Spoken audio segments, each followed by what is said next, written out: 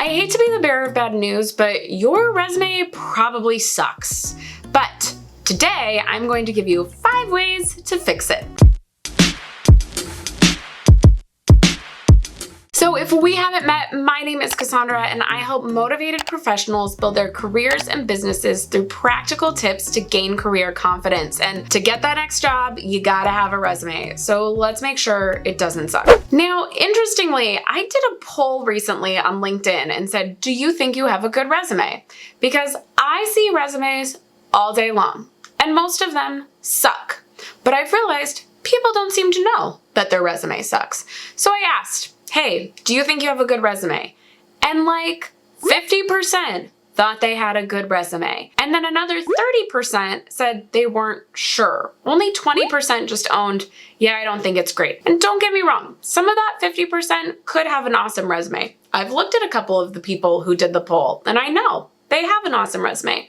But overall, people don't seem to realize your resume probably needs to be improved. So I'm gonna give you some of the things that make your resume suck.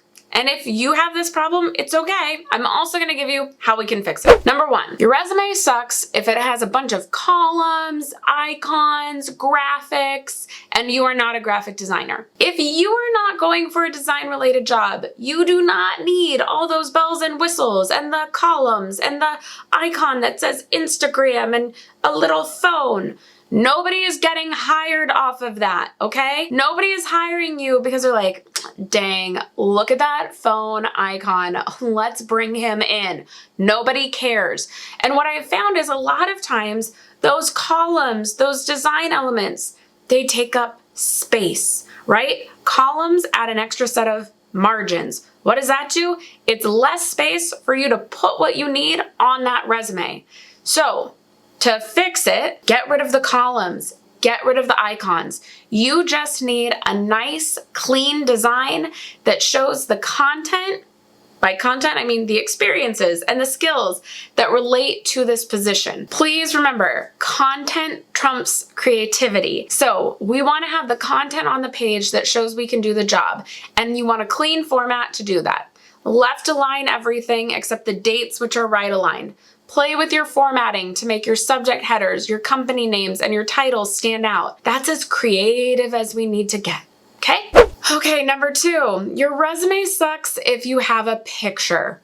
Now, Canva, which I love for everything else, is out there with template after template where you're supposed to put your photo in it. Please don't do this. Your photo on a resume can lead to discrimination, and many large companies actually have a policy that if there is a photo on a resume, it does not matter how qualified you are, they are throwing you in the trash because they don't even want to get accused of discriminatory practices. So here's the easy fix. Take your picture off your resume. The 3rd way your resume sucks. Your resume sucks if you have everything you've ever done listed on it. Your resume that you apply with is not your entire work history. It is not every school project and volunteer opportunity and leadership position. It is only what you've done that is relevant to that position you are applying for. So here's how we fix that. You have a master resume that lists everything you've ever done, every experience, leadership, volunteer, etc. But then when you go to apply, copy paste the whole thing in a blank Word document and delete whatever's not relevant until we hit 1 page. We want to make sure we're only giving the relevant information to that specific company. Now, the other way that this matters is your resume sucks if you aren't tailoring to the job. You cannot do what recruiters call spray and pray. That means you just throw out that same resume to every company and just pray that somebody will look at it and call you in for an interview. Does not work. You have to be tailoring your resume every time. So instead of just throwing it out there, start tailoring by looking at the job description and using words and phrases from their qualifications section and incorporating those into the bullet points on your resume. You have to tailor your resume every single time. And the last way your resume sucks, and I see this one far more than you'd think, is your resume sucks if it has mistakes. And no, not just spelling errors.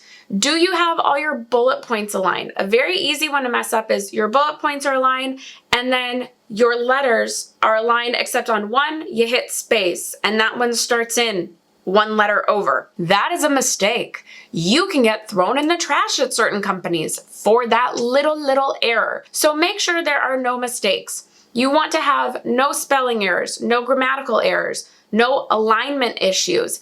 You want to make sure everything is correct. So no rogue periods at the end of bullet points. All your dates are right adjusted perfectly. All your bullet points are left adjusted perfectly. Your present jobs are in present tense and your past jobs are in past tense. All of these things matter. So fix any little mistake. Now, the way to fix this, because I get it, you've stared at that resume so long, you've read over it 15 times, and you're like, I don't know, it doesn't even look like words anymore. It's just letters and numbers on a page. I get it. Our brains can only compute that for so long. Walk away for a little bit, and when you come back to correct this, start at the bottom right and read right to left, bottom to top. Then your brain can't fill in the gaps. So you'll look at it with almost a fresh set of eyes and be able to see any mistakes. And this is the way you show attention to detail. Please never write attention to detail on your resume. Prove it to me by having no mistakes. If you do that, you no longer have a resume that sucks. So I know this one was a bit of tough love today. I hope it was helpful. If you liked it, give it a thumbs up. Go check your resume, make sure it doesn't suck. And if you need more help with your resume and your job search in general, I have a free set of 3 checklists in the description box below. It's a resume checklist, a cover letter checklist, yes, you still need one, and an overall job search checklist just to keep you on track. Go grab those, and I'll see you in the next video. Bye.